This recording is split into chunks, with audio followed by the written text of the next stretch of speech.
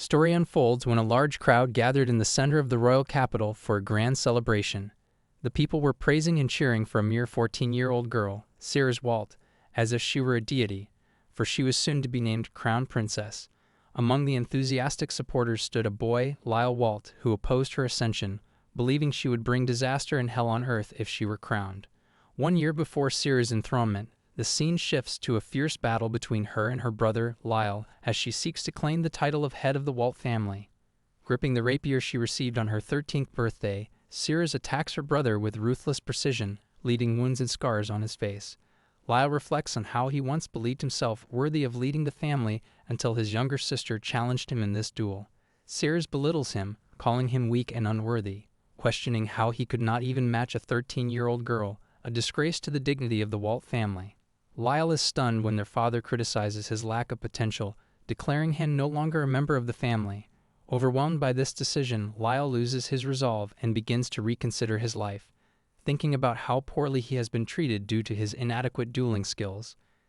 The shock intensifies when his parents announce that Sears will be the new head of the Walt family. Overcome with despair, Lyle falls to his knees before his family, feeling humiliated. Though seen as a disgrace, he refuses to give up. As Sears approaches to end the duel, Lyle musters the courage for one final strike, surprising the onlookers. However, it is not enough to match Sears' speed. She quickly counters with a swift blow to his leg, causing him to bleed heavily.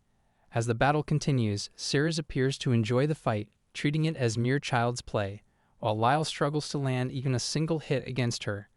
Realizing that Sears isn't even using her full potential, Lyle is suddenly confronted by what appears to be a magic fireball.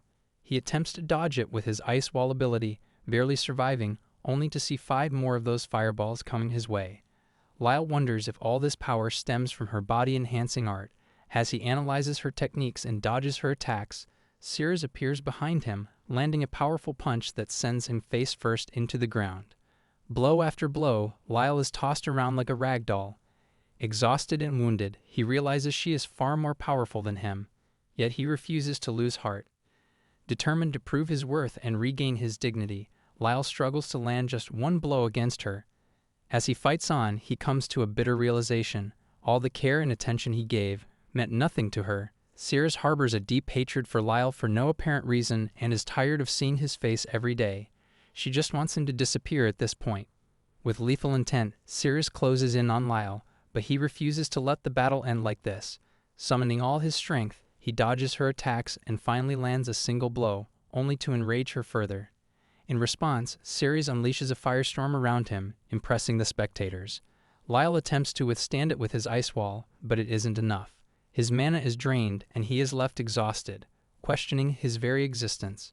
Sears closes the distance between them and reaches for Lyle's sword, a weapon he had treasured for 5 years, gifted to him by his father during childhood. Desperate, Lyle pleads with Sears not to touch the sword, but she shatters it before his eyes.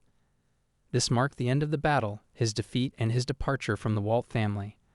Though this battle brought him despair, it was not the end, as he soon encountered a group of individuals who would pull him from the depths of his misery. The news of Lyle's disinheritance reaches out to the Fuchs family. Nuvum, the daughter from the Fuchs family, expresses her melancholy to her father and conveys the news of Lord Lyle's banishment from the residence. This leaves her father discontent, and she relays her thought of immediately departing to escort Lord Lyle. Her father shows his sentiments to her but lets her go on the journey with a Futch's heirloom cane so that she could come up with excuses if she is encountered by any member from the Walt family. Novum conveys her concerns of her father's security because he might get into trouble for her actions and suggests him to turn a blind eye to all of her actions, to which he responds that trouble would still be there, but that's the least he would want to do for his daughter. With that, she bids farewell and sets off on the journey. Here, Lyle regains his consciousness and tries to figure out where he was. He is approached by Grandpa Zell, who had taken care of him while he was knocked out. Grandpa reveals that he was unconscious for 4 days straight, and he has started to worry about Lyle's condition. Only if the doctor of the royal palace had treated him, he would have taken less time to get better. Grandpa Zell had been serving as a gardener for the Waltz family for many generations now. Lyle pays his respects to Grandpa Zell, but apologizes for having nothing to offer in return. Grandpa Zell then reveals the dark changes that have occurred since Sears was appointed head of the family. Everyone is praising their new ruler, while no one acknowledges the cold treatment Lyle has received. Lyle reflects on the past, recalling when his grandfather was the head of the family and had high hopes for him. He is overwhelmed with shame, feeling he has failed to prove himself worthy since the battle. Lying in bed, Lyle thinks poorly of himself, believing he has been a burden to everyone who raised him. The situation is mortifying for him. While barely conscious, he hears voices mocking his defeat. The voices chatter for a minute and then leave before he fully regains consciousness. Later, Grandpa Zell brings Lyle a meal and asks if it's satisfactory. During the meal, Lyle shares his thoughts about becoming an adventurer, which shocks Grandpa Zell. He remarks that Lyle's grandfather would have fainted if he had heard of Lyle's plans to become an adventurer. However, Lyle soon decides to leave the mansion's courtyard, fearing it might bring trouble to Grandpa Zell. Lyle expresses his wish to become a top-class adventurer, aiming to earn hundreds of gold coins from each mission. Despite the sorrow he feels, Lyle is incredibly grateful to have someone who listens to him. After Lyle expresses his desire to become a world-class adventurer, Grandpa Zell advises him to reach out to the adventurers' headquarters, located in the unruled city of Bame. Bame, known for its merchant class and as a trade hub for foreign traders, is a city where wealth naturally accumulates. Despite its glory, Grandpa Zell points out that Bame is also a dangerous place. Lyle considers this and concludes that the city is more suitable for experienced veterans, and that as a novice it may not be the best fit for him. Grandpa Zell agrees and suggests a few other relevant countries, namely Arumthrist and Oran. After careful consideration, Lyle decides to embark on a journey to Oran. Grandpa Zell wishes him luck, but cautions him against doing anything reckless, as it could lead to danger or even death. During their conversation, Grandpa Zell asks Lyle if he has encountered anything odd or suspicious during his stay at the house. Lyle reveals that he has been hearing voices mocking him, telling him that he is worthless and that to become strong, he must first become a man. The voices also claimed to be nearby and, most intriguingly, insisted that Lyle was their descendant. Upon hearing this, Grandpa Zell's expression changes to one of shock, but he quickly dismisses it and advises Lyle to get some rest. The very next morning, Lyle is all set to embark towards Oran. Grandpa Zell offered him some clothes that his son had left behind, asking whether they fit, to which Lyle affirms that they were all right. Gramps hands over a few coins to this bankrupt protagonist, which he possibly doesn't want to accept, but Grandpa tells him that he would need them as he can't really travel to some other city penniless. Lyle promises Gramps Zell that he would return all his money and favors tenfold when he comes back to him after becoming a world-class adventurer. Before he leaves, Grandpa Zell offers him something that his forefathers had left behind for their upcoming young prince. It was a jewel. It was a very valuable piece of jewelry one could possibly lay their hands on, as it was something that would help a human learn multiple arts inside for themselves. Guess our MC got lucky after getting his ass beaten up by his little sister. Grandpa Zell declares him to be the worthy holder of the jewel, as his forefather would have wanted the same for him. He puts on the jewel and bids farewell to Grandpa Zell, ensuring that he will soon return to repay him for what he did. Passing on that jewel was actually more of a stress relief to Grandpa Zell, but he surely knows that Lyle has a long way to go before he becomes strong enough. After leaving Gramps' house, Lyle reaches out to a horseman, asking him if he could get a ride along with him too. The horseman says he could possibly only offer him a ride if Lyle could pay, or if he was a skilled warrior. The horseman would definitely waive off the fee, but he was just being sarcastic since Lyle was unarmed. Poor boy is always taken as a joke, but not this time, since he outsmarts the horseman by pulling a magic fireball, which makes him believe that he was a wizard type. The horseman agrees to take Lyle along with him on a ride, but asks if the lady behind him would also join, since it could be his girlfriend. The lady affirms that she was his fiancée. It was Novum, and she came prepared as if she was going on a journey too.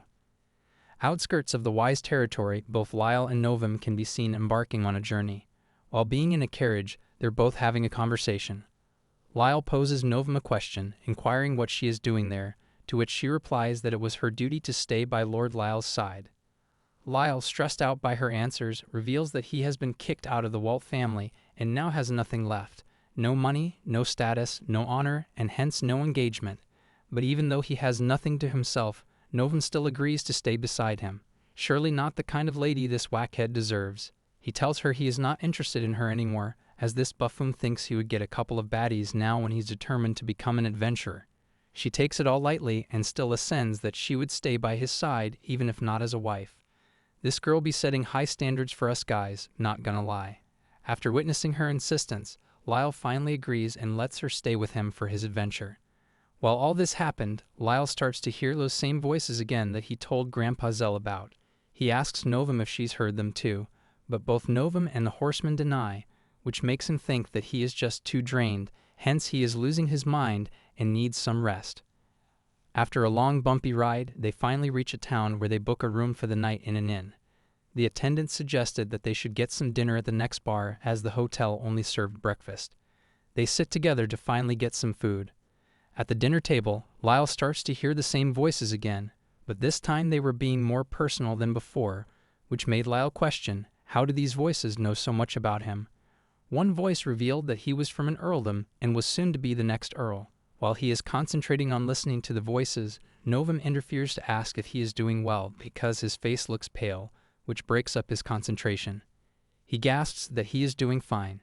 Novum suggests that they should order food, but Lyle was too baffled to ask for anything. Novum calls out for today's specials from the menu, which was chicken, and advises that they should bring tea right after they're done eating.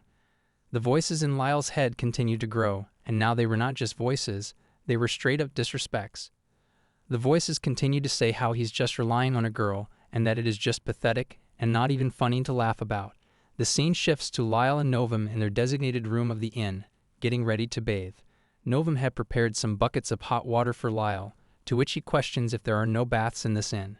She reveals that the inns that do have personal baths are much more expensive and ask for a bunch of silver coins per night. Lyle tells her that he has some silver, but Novum, being a smart head, suggests that they should keep those for later as money is essential for their survival. Novum helps Lyle bathe and asks him for his clothes so that she could clean and dry them for later on. Now that Lyle was done bathing, it was time for Novum to clean herself up. But Lyle was so demented that he didn't think of leaving the room. The voices in Lyle's head called him a brat and asked him to leave the room, as Novum wouldn't be able to bathe if he stood there. Lyle wonders what kind of voices these are, which disrespect at first but then advise him too. Lyle leaves the room to go out and sit outside while on the other side, Novum prepares to bathe herself. While he was sitting outside, wondering about his hallucinations, he is dragged into another realm where those voices probably came from. Those were not just voices. They were actual people that had been waiting for Lyle for a long time now. As he wonders where he is, he also wonders who these people actually are, and for that purpose, they call him Noisy. Summoned into another realm, Lyle wonders where he has come. What is this place? While he was doing all that thinking, a loud voice calls Lyle a Dan Beansprout. He looks behind him to see if that voice was directed to someone else, but the guy with the voice assures him that there was no one behind him and that he called Lyle a beansprout. Lyle is still thinking, who are all these people? And why is he here? All of his questions were answered when he saw Broad Walt, his grandfather, amid all those people sitting at the table. Lyle is surrounded by all of his predecessors, previous heads of the Walt family, and the most senior of his predecessors keeps questioning his capabilities. If this kid, Lyle, is actually their descendant. Lyle is getting his ass whooped by his grandfathers. Lyle wonders why he has been teleported to a realm where there are all dead people. That brings a query in his mind if he is dead already, and if he is in the afterlife. One of his predecessors suggested that they should introduce themselves to Lyle, starting with the most senior nobleman and Lord Basil Walt, the founder and first-generation head, followed along with Crassel Walt, Slay Walt, and Marcus Walt, the second, third, and fourth-generation heads respectively. Then the fifth head, Frederick Walt, sixth, Fiennes Walt, and lastly, his grandfather Broad Walt, the seventh head of the complete deceased Walt family. Lyle poses a question about the round table that is there, to which his grandfather replies that it was actually the gem, the jewel that was given to him by Grandpa Zell, and that all of them, his predecessors, are with him inside that jewel. His predecessors were the true identity of the voices that he had been hearing for some time now. Boy was getting mocked by his own predecessors after all. The first-generational head continues to point out how Lyle was built like a twig, and that he has no meat on him, to which his grandfather, the seventh head, replies that he is still in his growing phase, being just 15 years old. Slay Walt, the third head, reveals how there had been no tradition of female heirs in the Walt family throughout generations, except for Sears Walt, because they believed that nobility was a male-dominated society and a female heir was quite unusual at that time.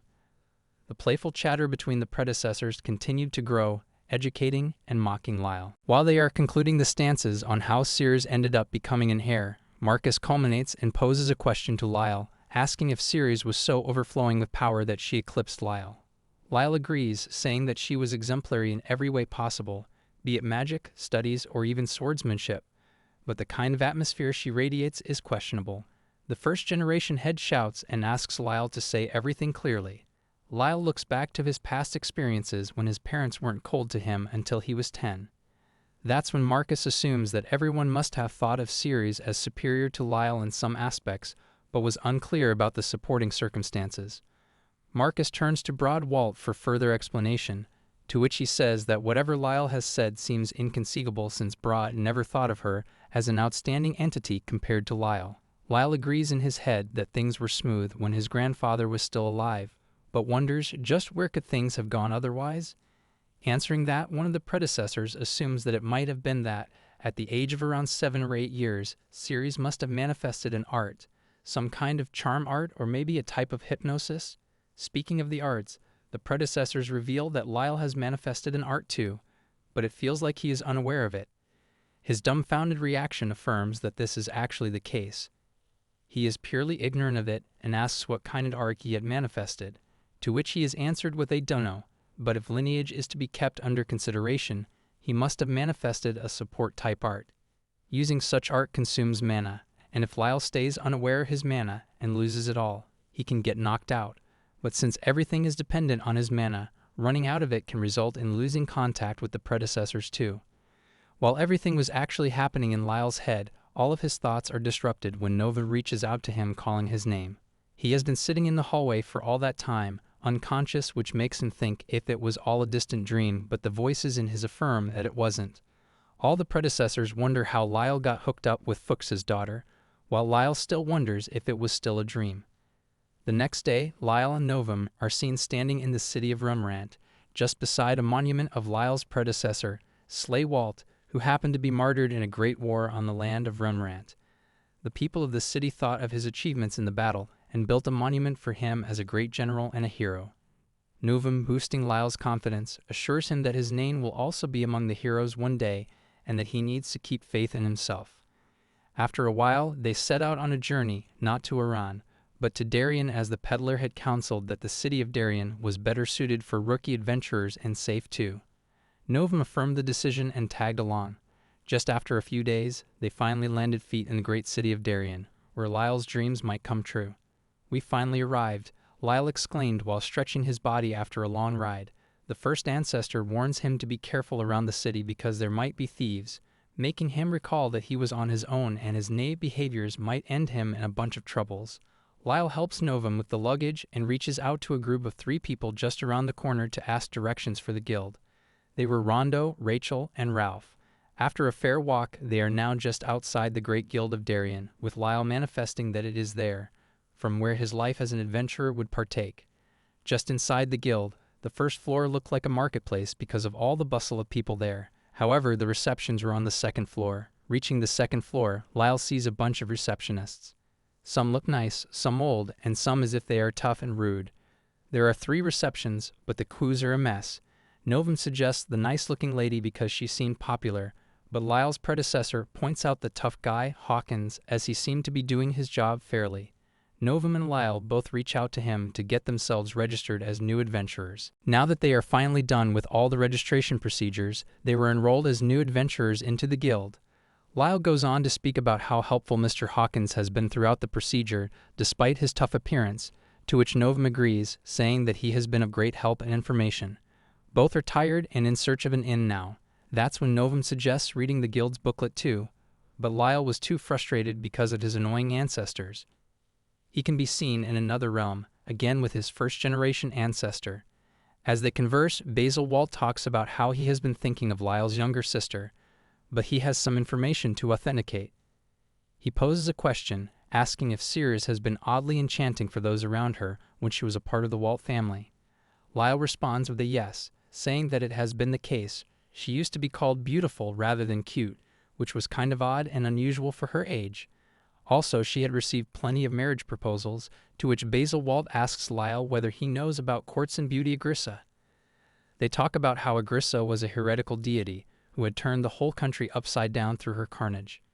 People were so sick and mad about her beauty that they could take as many lives as possible just to please her, to the extent that they get to see her mere smile. They would do anything, regardless, purely for her sake. But just when Agrissa died, they all started to question what the hell they'd been doing to each other, as if they came out of an eternal slumber after her passing. This concluded only one thing: Ceres is a heretical god's child.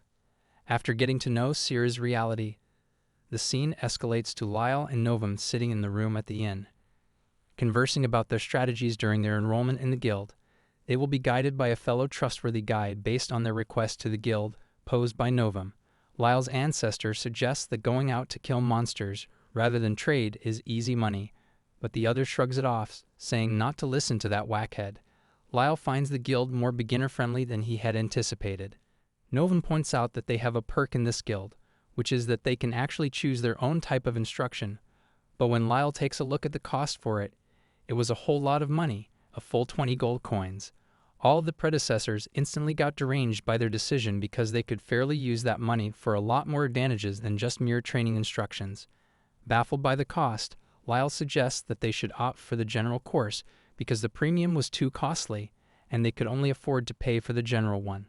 For the first time, Novum tends to go against Lyle's will just for the sake of his better future, because if they're to go with the general course, then, as per the rules of the guild, their instructor would be changed every day. If that goes on, they would never be able to properly report. Even if they get matched with an excellent instructor, that'd only be for a day. How much would they even be able to conceive throughout a day would be an ultimate concern. They can't risk wasting their money that way. Investing it into the premium plan would be a wise decision, and there would only be excellent instructors to get guidance from. Novum suggests all that purely out of apprehension and care for Lyle, as she wants to see his rise in the world of adventurers. Suddenly, all those bloody ancestors who were first deranged were all head over heels for Novum, calling her a good girl, smarthead, and whatever.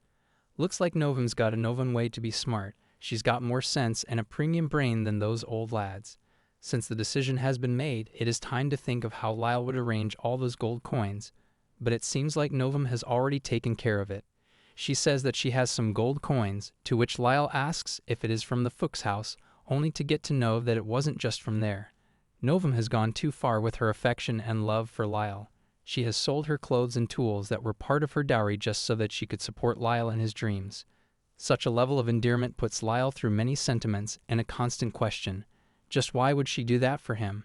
Novum makes sure to tell him that it was nothing for her if it only meant to aid Lyle in any way possible. Lyle goes through a rush of feelings that he can't even put into words. Lyle breaks into tears, questioning why she would go to this extent for someone who has been a failure all his life, a disgrace to his family, especially when they aren't even engaged at this point. Why would she hold on to someone who had been let go of his entire life? Even his parents didn't look up to him.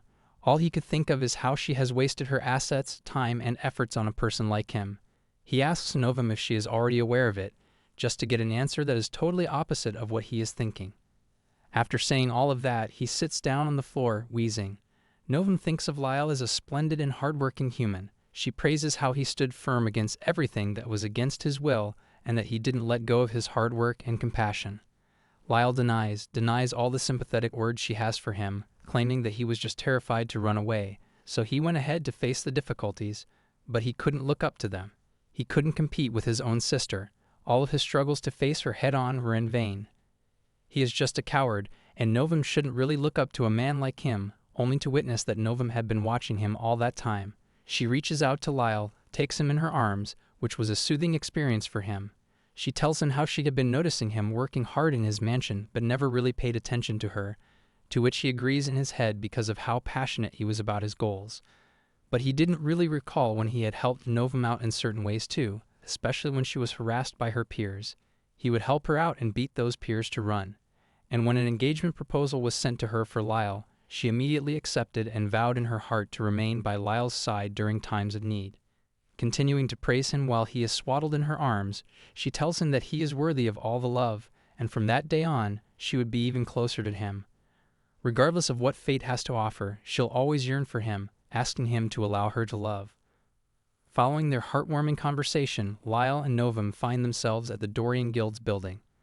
While Lyle is being mocked by the older members, Mr. Hawkins confirms whether they intend to opt for the premium course and hire a personal instructor, to which Novum agrees. At that moment, a female figure approaches them, prompting Novum to inquire if she is an acquaintance. Mr. Hawkins introduces the woman as Zelfie, a veteran adventurer. If Lyle's request to the guild is approved, Zelfie will serve as their personal instructor. She greets the newcomers, expressing that it is nice to meet them. Here I am, know it's been a while.